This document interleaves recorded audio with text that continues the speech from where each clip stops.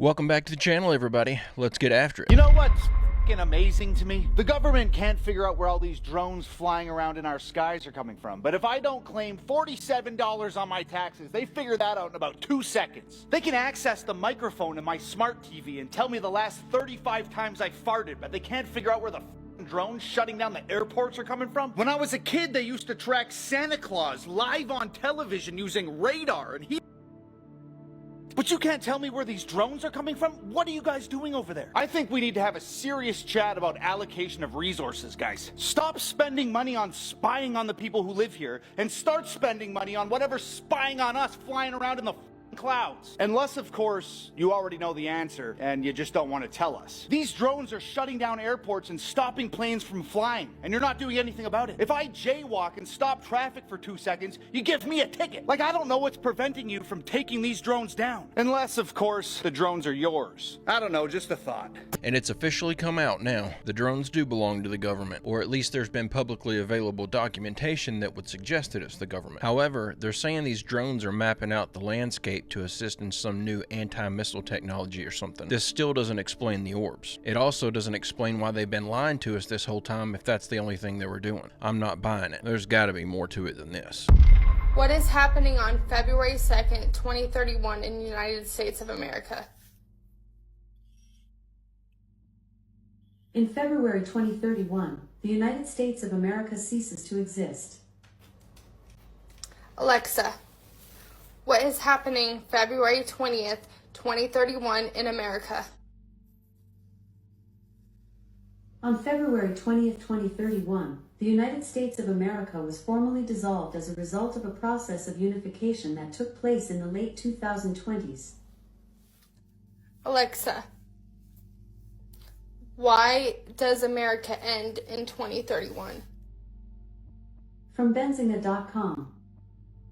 The North America region includes the US and Canada, where the US is expected to acquire a major share in 2031 due to the increase in the investment by the exoskeleton manufacturing companies in the country.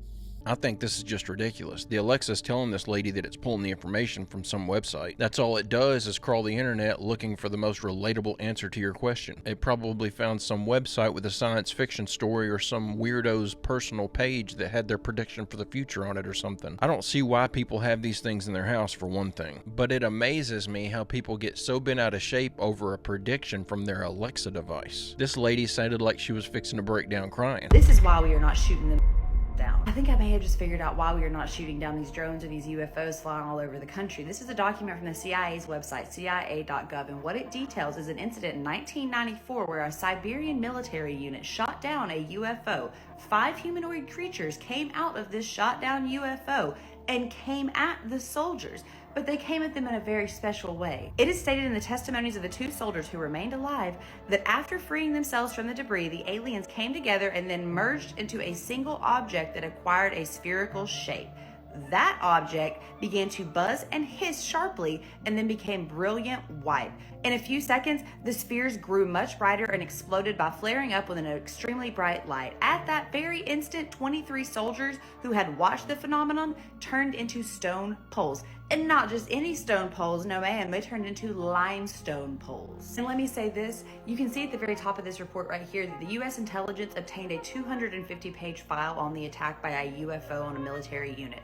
And then a CIA representative stated that if the CIA file corresponds to reality, this is an extremely menacing case. The aliens possess such weapons and technology that go beyond all our assumptions. Just think, if this is real, and this orb that gets formed when these beings join together is the same orb that's flying around in the sky right now, maybe these are the same beings. Maybe the government knows exactly what they're dealing with. How would you break news like this to the public? That we have something with that type of capability flying around overhead and our military is powerless against it? There would be total chaos. This one does sound far-fetched though, I just think it's fun to think about. Hey, don't forget to hit like and subscribe and check out my merch store at barry-stepp.com. This is why they want to distract you with Did He Know? Did you see this thing that the Biden administration pushed through? This new martial law thing? Yeah. This is very disturbing. Jamie, please Google this so we can find out what the actual law states. But it's DOD Directive 5240.01, giving the Pentagon power for the first time in history to use lethal force to kill Americans on U.S. soil who protest government policies. What are they expecting? 5250.01, sounds right? Is that what it is? Sorry.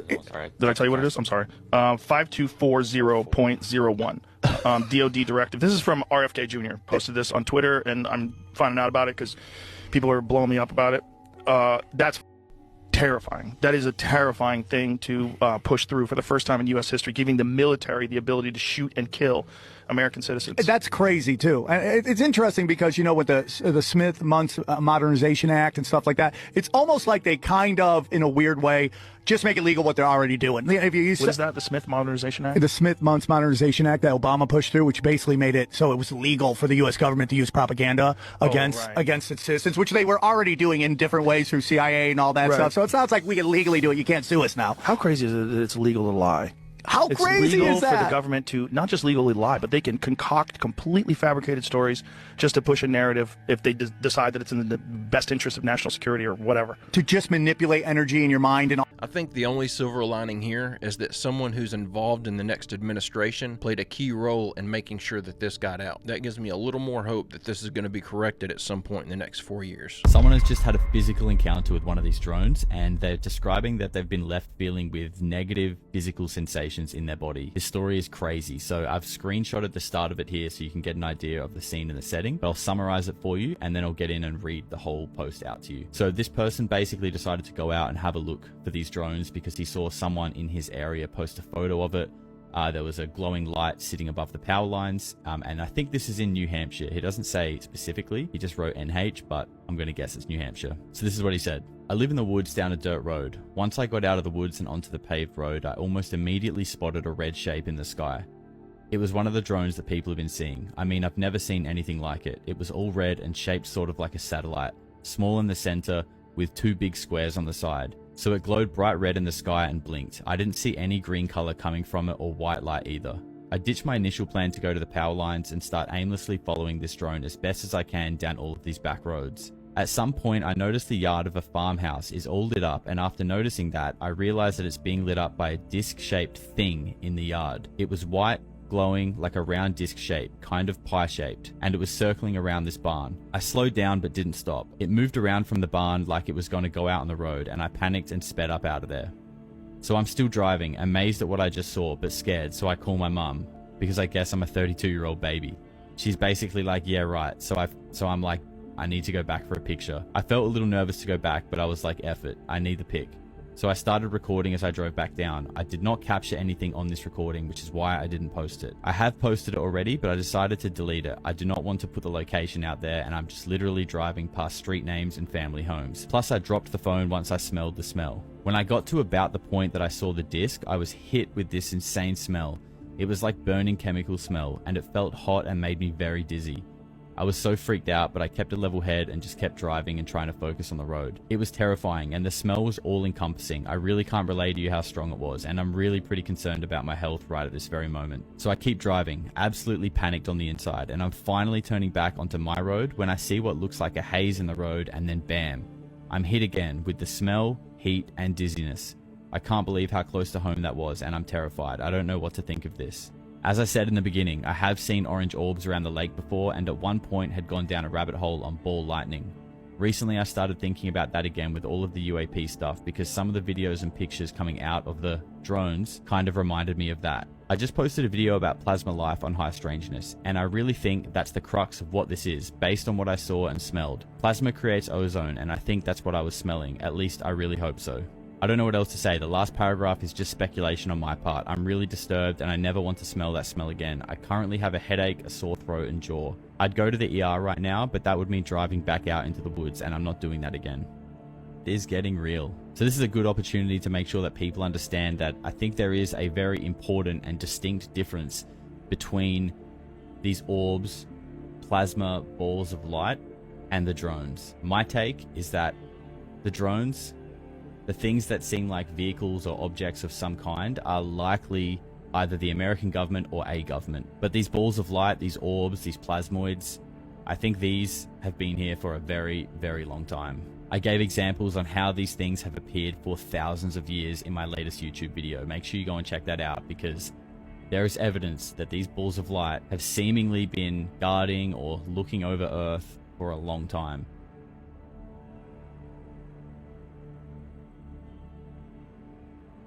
I've been hearing countless reports of people feeling like they're breathing in chemicals when they're standing outside. I've been hearing reports of people getting sick outside where there's all this UFO activity. I don't know if this is something that the drones are spraying or if this is the natural smell of these orbs or what, but something's giving people sore throats and allergic reactions and all kinds of stuff. I want to clarify before we move on. I'm convinced that the drones are the government. I'm not even curious about that anymore. But these orbs, I think those are the real reason these drones are in the sky in the first place. So we found the hieroglyphs. You can kind of see them behind me. These look very odd. I mean, they're very big. They're much bigger than I expected. But they're clearly here, and you can't deny they're here. I wonder why they put them in this hidden space, but they did. Sure. The jury's out, but we're going to get some good shots of them. We're getting more evidence is coming forth thanks to Steve and Evan Strong. So we're just really excited to have found them. I was really highly energized here.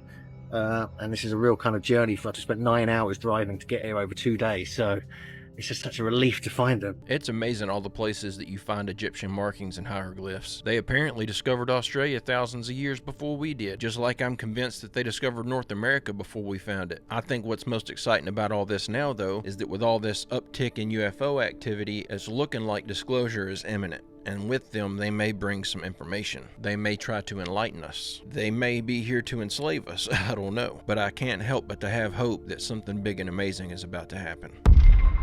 Okay, this is a freshly opened package of this stuff from Kroger.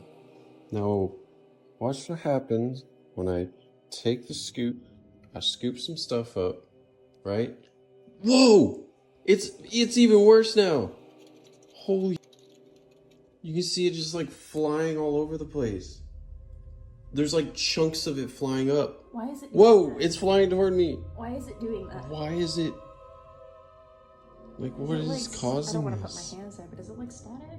I guess it's static. Like, why does it do that? Hold on. All right, I'm gonna dump the scoop. I'm come in here. Get an. Oh, dude. And it's shiny too. Oh. What the heck? It's flying everywhere. Oh no. I'm not moving I don't think at it wants all. to be eaten. It's like magnetized and it's just shooting all over the place. And it's not like static towards you, it's just in general. That's so weird. I don't understand. I am so confused. No, I don't understand. I'm scared. I don't want to eat this. Like, what the? It's flying.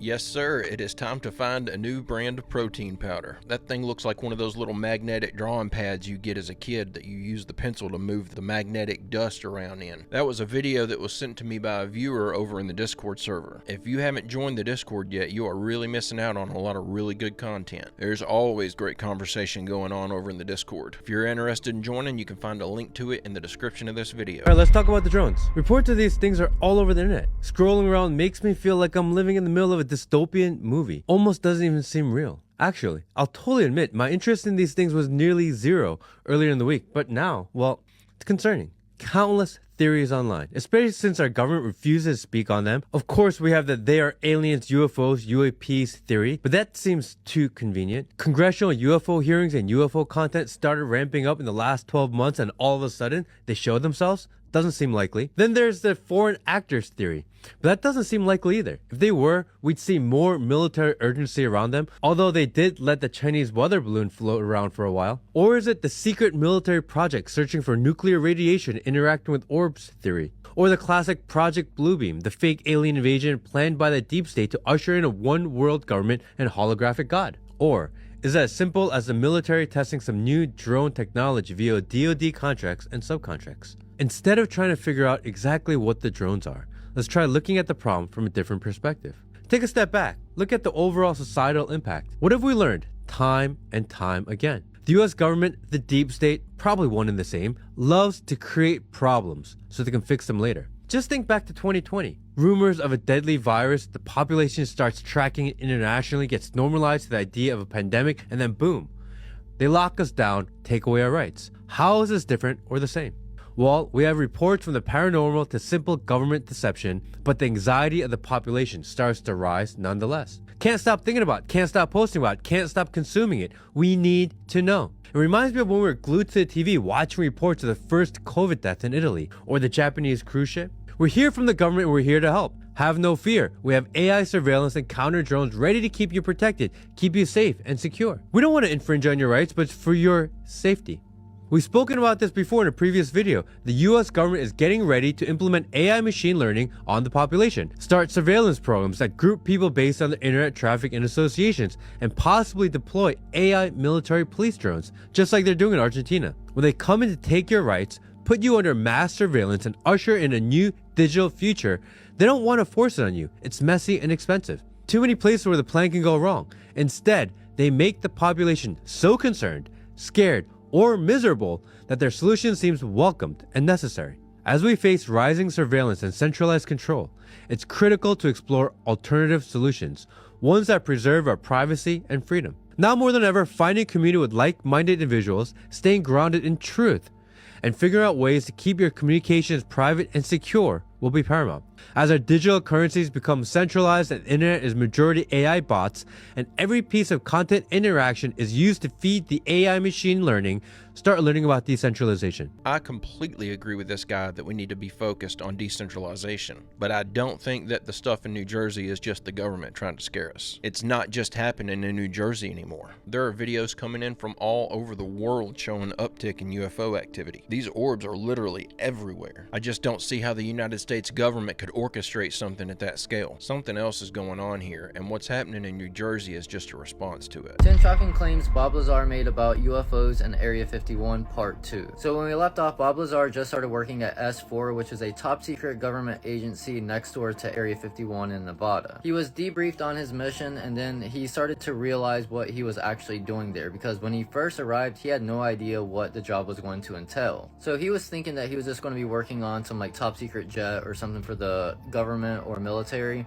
It probably really hit me when I got inside the craft and looked around and began to understand how the craft was operated, and finally grasped the whole project as a whole, as what we were doing, the fact that we weren't building this thing, we were trying to find out how it was made. We were back engineering it. When I first got to look inside the craft, all I can say, it's an ominous feeling. You walk in there and it feels as if you shouldn't be there. I know that sounds kind of corny, but it's a real ominous feeling. It's not an exciting feeling. Before we go too far into what he was doing at S4, I want to do a little background on how he got the job in the first place. Which leads us to number 3, which is he claims to have worked at Los Alamos National Laboratory. And he also says that he has a degree from MIT and Caltech, but both of those schools say that there's no record of him going there. To be able to work at Los Alamos National Laboratory, he would need some degrees from places like MIT and Caltech to be able to get in. And they also deny that he worked there. But here's where it gets interesting. So according to Bob, he did work there as a physicist, and they're just trying to deny it to discredit him, along with the MIT and Caltech. But he actually might be telling the truth on this, because years later, 2 different things came out proving that he did work there. So the first piece of evidence proving that he might have actually worked there is this newspaper article that he was in when he actually worked there, because he actually put a jet engine in the back of his car. Boom, right here. Lazar, a physicist at the Los Alamos Masons Physics Facility. And right here, the physicist at Los Alamos National Laboratory. And it's not just this newspaper article. There was an employee handbook that came to light at some point that had his name listed as an employee. So why would they go out of their way to discredit him and say that he didn't work there? Couldn't they just do the same thing about the universities that he went to? Or the fact that the government says that he's never worked at S4 or Area 51 or any of that. And number 5, he claims that element 115 is the fuel source for the spacecraft. So according to Bob, the element 115 was shaped into a triangular piece and then placed inside the reactor, and once they put the dome on it, it kind of activates the spaceship. But here's the weird thing. So element 115 at the time when he did his first interviews wasn't even discovered or on the periodic table yet. It wasn't until 2003 that it was produced in a lab, and it wasn't even fully stable yet, according to the public at least. Here's an article from 2004 talking about the discovery of elements 113 and 115. So how would Bob know about element 115 all the way back in the late 80s and early 90s if he didn't actually work there and know about it? Alright, check this out. The power source is a reactor which uses this element 115 as its fuel. Inside the reactor, element 115 is bombarded with a proton, which plugs into the nucleus of the 115 atom and becomes element 116. It's the clues like this that made me want to cover this story because it makes it seem a lot more legit in my opinion. I have the hand scanner that no one believed. In some of Bob's early interviews, he describes using a hand scanner to get into the S4 base that was very specific. One that would measure the bones in your hands, which is very specific to each person. This was before you could just easily pull up a picture on the internet, so he was trying to describe it for years. And then recently, in a Netflix documentary, someone was able to submit a picture from some old government files that showed a picture of this scanner. And they showed it to him. He's like, yes, that's exactly it. And this is a screenshot from that moment in the documentary, which is on Netflix. There is a little bit of a catch on this one. So apparently that same hand scanner was used in the 1977 film Close Encounters of the Third Kind. Doesn't mean that Bob knew about that at the time, but it does show that it was a little bit more publicly known than Bob made it seem. And number 6, he claims that UFO test flights were pretty common to the point where he learned the schedule and would go out into the desert and watch them and bring friends and his wife. And when you take all that information into account, I think it's pretty safe to say that at the very least, Bob Lazar is telling the truth about where he went to school and where he worked as a physicist, which means we know the government or whoever's trying to run the cover-up is lying. So I feel it's safe to assume that a good majority of what Bob Lazar is telling everybody is probably the truth. For some reason, I've had more than a few comments in the past couple of days of people saying that I'd made the claim that I didn't believe in Bob Lazar's story. I don't remember making that claim because I've never thought that before, but just to clear things up, I completely believe that Bob Lazar is at the very least telling the truth about where he worked and what he saw. Negative time, guys. Negative freaking time. Evidence of negative time has been found in quantum physics experiment. If that sounds weird, maybe this explanation will help. So in this experiment, researchers at the University of Toronto fired photons into a cloud of ultra-cold rubidium atoms. Now, as a reminder, photons can behave as both a particle and a wave. Two of these particles can become entangled and do what Albert Einstein called spooky action at a distance. Here's what happened. As they fired these light particles, these photons into that super cold cloud, normally you would expect the photons to interact with the atoms. Something really weird happened. Some of the freaking photons exited that cloud before they even entered it. Yeah, how does that work? I mean, can you walk out of the back door of a house before you go into the front door? Time doesn't work like that for us, but in the quantum world, it's funky. Now, this doesn't mean that time is broken or that we are close to time travel, but it does mean in the quantum space, things don't always follow the rules such as time as we perceive them. Another really interesting component of the experiment was they noticed that the photons would sometimes pass without interference. Interference means it interacts with those atoms. There's a transfer of energy. These light particles would pass without interference, and yet the atoms still experienced excitation.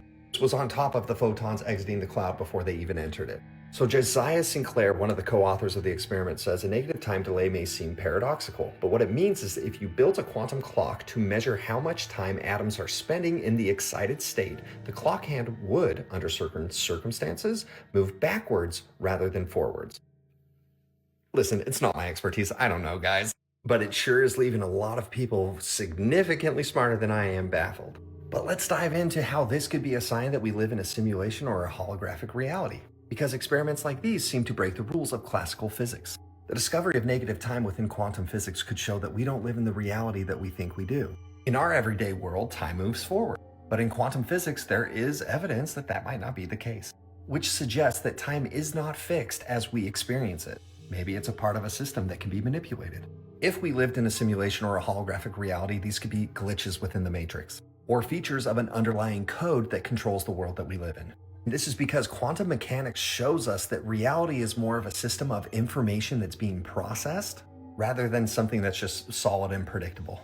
So in this case, negative time could be a signal that we live in a holographic or simulated reality. It's not proof yet, but it sure makes you think. I sure do see a lot of studies coming out backing up the simulation theory, and I rarely see any studies coming out backing up the idea that we live in base reality. It's crazy to think, though, that whenever broken down to the quantum level, the rules of reality no longer apply. If you've got a friend or a family member who's still got their head just firmly deep in the sand, I'm going to give you the top 5 red pills that you can give them to wake them up. I've structured these carefully in order because you don't want to go in too heavy too soon. You have to start slow, but don't get me wrong. First one, it's heavy hitting. It's It's gonna start to make their brain tick. But compared to the fifth one, the last one, it's nothing. This is how we're going to do it. The first red pill you're going to give them is the Out of the Shadows documentary. This one's first because you have to show them how and why the mainstream media is not authentic. This documentary is from someone who saw it with first-hand experience on the inside. It shows you that it's meticulously programmed to make sure that you think a certain way and don't pay attention to other certain things, like what's really going on in Hollywood. You thought P. Diddy was bad. Wait till you see this. Number 2, now that they're beginning to realize that the media can't be trusted, you're going to show them that the government can't be either. And we're going to open the door to the existence of UFOs and non-human intelligence. The Phenomenon documentary by James Fox covers it all. Interviews with former military personnel detailing the extensive cover-up and lengths that the government goes to suppress information about UFO encounters, as well as covering some of the most famous mass sightings of UFOs around the world. The Rendlesham Forest incident in 1980, Rua, Zimbabwe 1994, and Westall in Melbourne 1966. James speaks with the witnesses of these incidents who are still alive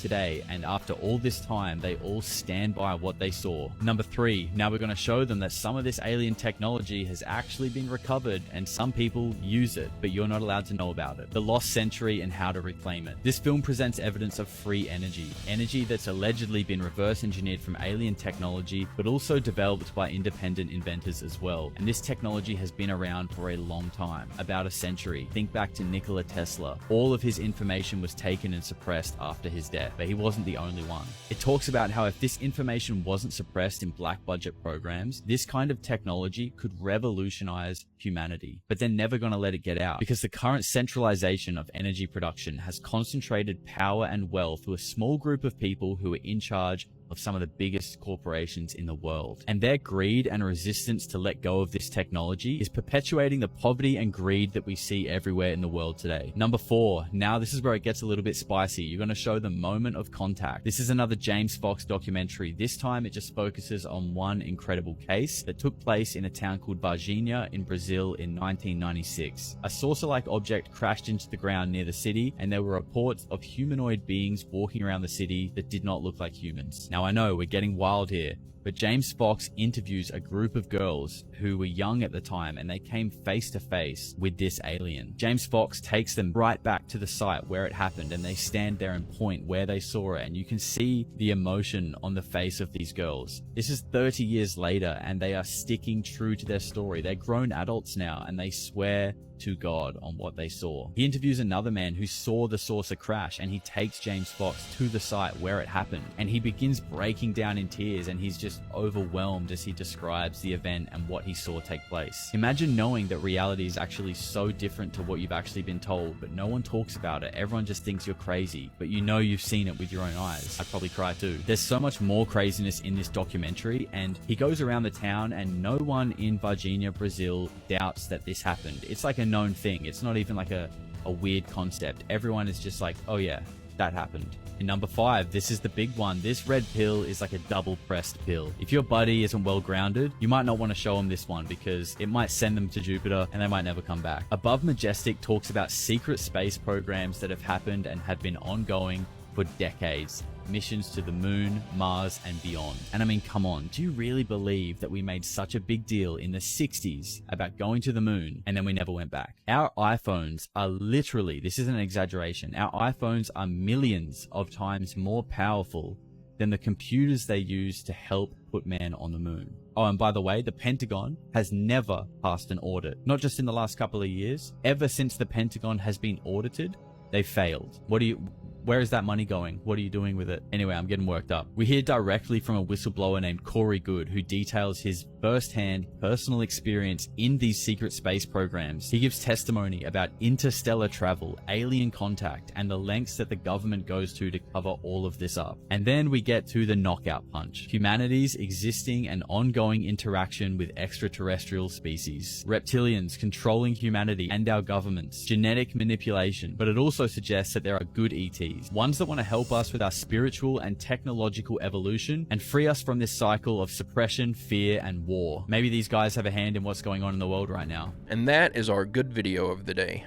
Not good in the sense that it'll warm your heart, but good in the sense that it's going to give you some phenomenal rabbit holes to go down. I've seen every movie on that list except for the last one, and I'll probably be watching that this weekend. I just wanted to share this list of videos with you guys because if you're half as interested in this stuff as I am, you're going to absolutely love every one of these films. But guys and gals, I'm going to go ahead and end the video right there. I hope you enjoyed these clips we watched together today. I'll be back tomorrow with another video. I hope you come back to join me. Don't forget to leave a like and subscribe if you haven't already, and check out berry-stepp.com if you'd like to order yourself a shirt, a hat, or a hoodie. And don't forget to drop a photo of your merch over in the Discord to get your photo in a video. But with all that out of the way, I hope everyone has a great, safe, fantastic rest of your day, and I will see you all tomorrow.